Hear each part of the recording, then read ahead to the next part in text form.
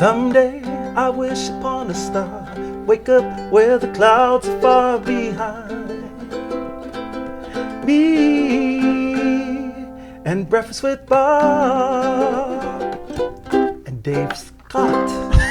Pancho, man, welcome to Breakfast with Bob, St. George edition.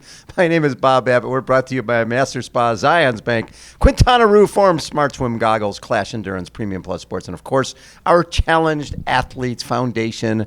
Oh, I don't know. 6-time Ironman World Champion, USA Triathlon Hall of Famer, Ironman Hall of Famer, and one of our favorite people on the planet, Mr. Dave Scott, joins us. Big D, how you doing? Thank you, Bob. I wanted to hear the rest of Poncho Man's Over the Rainbow. That was fantastic. He'll be coming back. One of my favorite songs. So when I go to Hawaii and I hear that, it puts you in a good mood, yeah, right? It makes me calm, which is unusual. Which is very unusual, I know. So this is the calm before the storm. Mm-hmm. On Saturday, it's pretty much a blank slate. It's not like we're in Kona where you've got a track record.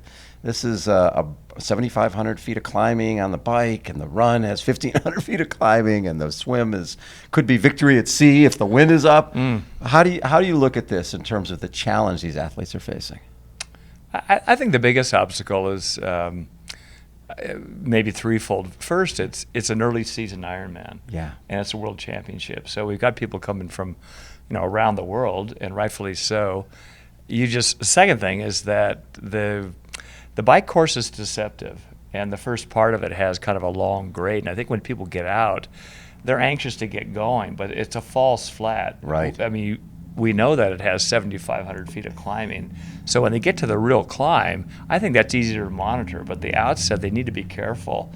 And, the run is the third thing. That could sting them.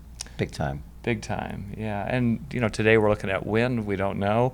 It was windy the other day when I drove in here. And so I think the conditions of the early part of the season for a lot of athletes, it is kind of open, and we've got a big slate of super athletes. And like you said, it's a world championship in May, early May, which is very unusual. Last time we had this was 82, when we had a February and an October. And a lot of guys come in here from dealing with winter and trying to get ready for this. So everybody's at different levels of preparation. When you come to Kona, normally, you sort of know everybody is pretty ready. Here, you don't really know. No, we don't know. And usually those early season races to kind of calibrate if the athletes are injured or they're ready, how they've done. Could they be ready for October? But as you said, it's wide open in May. So as somebody who has always been science-based, someone who's looked at this from, put the sport under a microscope and figured out how to train differently than a lot of people did. When you see what the Norwegians have done with Christian Blumenfeld and Gustav Eden, the way they've trained, the way they're so consistent, and what they have done, they've sort of taken the sport to another level. Plus, people usually didn't get into Ironman until they're in their 30s. Now these guys are coming in their mid-20s and coming into this sport and having success. Yeah, I mean, those two guys are weapons, and they know each other's talent. I think they have an internal confidence, but they also have their country confidence, and they have good testing in Norway. Right. And I've been to Norway before at their Olympic Center, and so these athletes have kind of gone through a battery of tests. Like every triathlete, they need to be careful that they don't overdo it because, if they're being monitored closely, more is not better, and I think historically we know that. I didn't know that at the time. My competitors didn't know it at the time. We just kept trying to dole out more. Boy, you're going to be a better athlete. But there's a point of no return. And right now, they're real fast. I mean, Christian's obviously coming off his gold medal. And right. Gustav has got great speed, great power on the bike. I think it suits him well. I think more so with Gustav because he's a little bit lighter. But I don't know. I'm guessing. So when you see what those guys have done in training, and like we said, back in the day, you, Tinley, Molina, Mark, you were sort of the first generation of triathletes. I remember Tinley told me that, Molina decided, well, I know what swimmers do. They, 30, 40,000 yards a week, and I know that cyclists are running 300 to 500, and the runners are running 800 to 100. I'll just put all those together and train 40 hours a week, and it served him well for a while, right? For a decade. Yeah. But looking back now, how would you have trained differently? I'll say I would have trained differently, Bob. I think we all have sort of immunity, at least psychologically, that can happen to me. Right. And even talking to Emma Carney before we got on here, there's a lot of athletes that have heart-related issues. Absolutely. I do. And Greg Welch. Greg Welch, Yes. and we know a lot more that the excessive amount is not helpful. Right. And that kind of common denominator of just locking in, like we all can do, you get pretty good shape, and you go 4 hours, 5 hours, okay, we'll just hold the barometer pretty high, barometer of discomfort. So yes, I would. I think wisely, you want to take the best science, put that together and say, I don't need to punish myself on every long day or every ride that I'm doing or every run. So, I advise that with athletes that I coach now, and Right. I think that, yes, we want to be wise. We thought we were wise, and you cited Scott Molina. Yes. Well, I was doing more than everyone. Then Scott came along and just blew it out of the water. I said, wow, this guy's a total nut job. But he was resilient. Right. And he raced Yeah. well. So people are looking at that. Well, these guys are doing a lot. They race well, and let's dish out more. So, yes, I think everyone would kind of look back at our era and Right. say, we did a lot of things that were okay, Yes. but a lot of things that were incorrect. For a number of years, when we looked at the Ironman World Championship, we would see, the swim times were about the same. The bike times came down dramatically over this last number of years. But the run times hadn't. The run times, you guys were running 240, 241 back in 89, and they really hadn't. Patrick brought it down to 239. And he's like, well, wait a second. And you used to say, gosh, the run time should be faster. Now you're sort of seeing that. Guys are running 234, 235. But I'm guessing that you're feeling that they should be able to run even faster than that. Well, I look at the core of the athletes, and they're brilliant runners. Yeah, they're all like 28, 29-minute 10K Yeah, they're guys. phenomenal. So they come from a track background. They move it up to half 70.3, and they're quick on those. I mean, you look at the run times for both men and women. They're extraordinary. Yes. Men are 106, 107, 108 off the bike. Yeah. The women are 113, 14, 115. Yep. But it's still not translating off the bike in the Ironman. Right. And I'd like to see it. It's not a dig on any of the athletes I have great admiration for, but I want to see them blast a run on a tough course. This would be a real testament here whether or not they're capable of running mid 230s Right. on this course. Yes, absolutely, possibly. Why not? David McNamee was just in here, was third in Kona 2 Yeah. years in a row, and he goes, listen, everybody's talking about how slow and hard this course is. Yes, it is, but the level of competition here, it'll be a sub-8 win, and there'll be a number of people running 235-ish. Yeah, I think so too. Yeah, and he's fast, and obviously you can go down the lineup and look at the athletes and what they've done, and even looking at the 70.3 Worlds here last year. Yes, here we are comparing again, but we've got athletes with great legs that should blast, and if it's competitive on the run, which it could be on both men's and the women's side. And we all speculate like they do in football and basketball. We don't know anything, Bob. Nothing. No, we don't. Yeah, nothing. But I think that I'd like to see the run just take off. When in your career, how many total Ironman races did you do? 10. Okay, 10.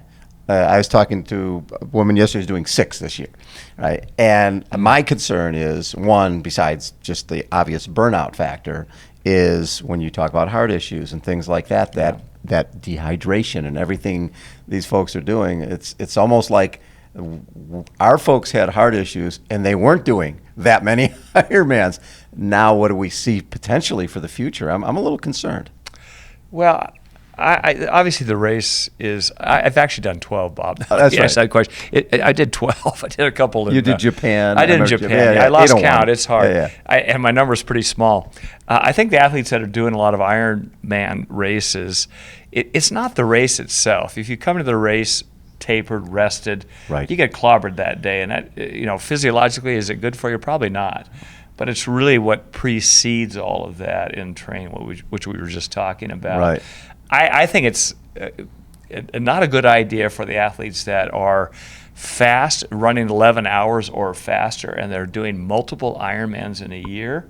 And you could probably look back, Bob, on just the history of our sport, we see the men take a little bit longer to come back and race well. The women are generally more resilient. We saw this with Heather Fuhr and Lori Bowden doing Ironman Canada, then coming to Kona. And that was 6 or 7 weeks apart. But the men historically have not done that. So I don't like to see the best trying to prove themselves by doing another Ironman, and I certainly don't like seeing the best amateurs doing. If you're doing a run, and you're not getting that big eccentric load and that muscle damage, I think people probably have the resiliency to do a handful. 6 Ironman races, I would never coach anyone to do that. I remember we were interviewing Cam Worth a few years ago, and he said, I do, he had done 8 that year. And I was like, Cam, 8, that, you just look at our audience is like, what the hell, when we were talking to Cam. And he goes, Bob, what you got to understand is with my cycling background, swimming 2.4 and riding 112, I could do that every single day of the week. But I think that's silly, and I would tell Cam that here. The other side is you have to go into those races emotionally and psychologically ready. Right. And if he's stacking up 8, are you really hungry to do number 6 and number 7? Yes. And I would doubt that. And ultimately, you want to race well when it really counts. What can you do at this World Championship? What can you do in Kona in October? So one of the things that has been interesting, I've been writing this article about the prize money in the sport of triathlon, and that first USTS, it was 500, 300, 200, right? But it was interesting because that year in '82, then we had, sort of forgotten that Malibu race had $17,000, and then Nice was a few weeks later, and they had a $75,000 prize purse. When did you first, besides the 500 that you got from the first USTS race, when did you get to the point where you felt like I could actually make a living in this sport? Or what? That took a number of years because Ironman didn't have money until '86. Correct. Back then, my expenses weren't as great, so I thought, boy, if I have 25,000, I'm you're good. I'm in gold. I've always thought, even at the end of '82, I was able to win 6 USTS races times 500. That was 3,000. And I had a Nike sponsorship, and I said, I'm on my way. And there was a few other races. So really in '82, I kept thinking, I can do this professionally. Right. I didn't know how long it was going to last, but I thought, this is a pretty good living, and I like the lifestyle. So, nowadays the athletes make gobs of money, and rightfully so. But back then, I think really at the end of '82, I said, this is okay. I can stick it out for a few more years. When I watched Lucy Charles come from, swimming, and then move so quickly into triathlon and have success, I thought a lot about you because you were the water polo guy, and I interviewed some of your teammates, and like after every workout, we'd be going back to the room and collapsing, and Dave would be in the weight room. And you were the guy who worked harder than anybody else, who was like, why can't I swim as fast as these guys, right? And Lucy was that woman who was working so hard and was one spot away from making the Olympic team in both, in both the 10K and in the pool. And then she moved to triathlon, like you did, and the work ethic paid off. The fact that you were used to hard yards, that didn't scare you. The fact that Lucy was doing 100K of swimming a week, right? That I think that translated. When you looked at Lucy and saw her come in, did you start to think that that all those hard workouts are translating into her becoming in this amazing triathlete? Well, Lucy was way ahead of me, Bob. Her talent level, at whatever level she was at, she was very gifted as a swimmer. I was marginal, and I had a work ethic just because I was deranged, and she did too. But she was also talented and reaped the rewards. And I followed Lucy's career over the years, and Daniela was always the nemesis, and they've had a lot of close races. And I said to Lucy way back when, I said, "You're going to win this." I said, "Just, I know you're disappointed, but you'll prevail. It'll come." And we saw her last year at 70.3 on this similar course where she just smashed the women and had, I think, her best race. And unfortunately, she's injured now. So, her work ethic. But it's like a lot of athletes. I think if you come from a running background or a swimming background, you're used to that locking in. And Cam Worth, you identified, and cycling. I don't know if it's any different, but you got to put all three together. And, that obviously we know that's the ticket. Lucy couldn't run well at the level that she is now, and now it's come around. So, she's a force. Hopefully she'll be back here. Yeah. Well, but you think about it, back then people looked at you as a swim bike guy, and then you became this great runner, becoming the best runner at the Ironman. So hard work translates to, okay, you look at the weakness, you look at the strength, don't lose the strength, but let's improve the weakness. Yeah, you kind of have to dissect, why are you weak? Is it biomechanics? Is it nutrition? You kind of put those together. People look at me, and I mean, Bob, my running form was like a duck, appalling, shocking, just so ugly, and that. But it got you there. It works. Got me there. It worked at different races. Yeah, I love that. Dave, is always such a treat to get to chat with you. On race day, will you be just out all over the place? I'm not really sure yet, Bob. I'd like to see some of the bike just on the climbs, and yes. And it's like when I was an athlete, I always wanted to see the athletes' faces yes. that I was racing against. So when you see their faces and their body language, it gives you a good feel on what may transpire on the run. So I'm not sure yet. One other quick question: how's the leg? Well, the leg is good seated here. I broke it 15 months ago, so Yeah. it shattered my femur, and the psychological part of just trying to get that back again. I've had a bucket load of injuries, so I'm kind of running. I wear 8 scarves and a hat so no one can see that my running form is really pathetic now. So I feel good at that 10-minute mile pace. It's sort of like when I go to Kona, I swim in the dark. I don't want anybody seeing me out there. Dave Scott, the legend of triathlon, has been our guest. Poncho Man, you know the song he wants. Somewhere over the rainbow and way up high, there's a dream that I dreamed of once in a lullaby.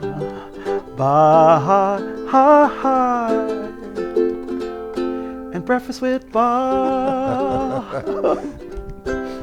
Poncho Man, thanks For everybody you, for Brother tuning Dave. in. That was Dave Scott. Beautiful. We'll catch you next time. See ya.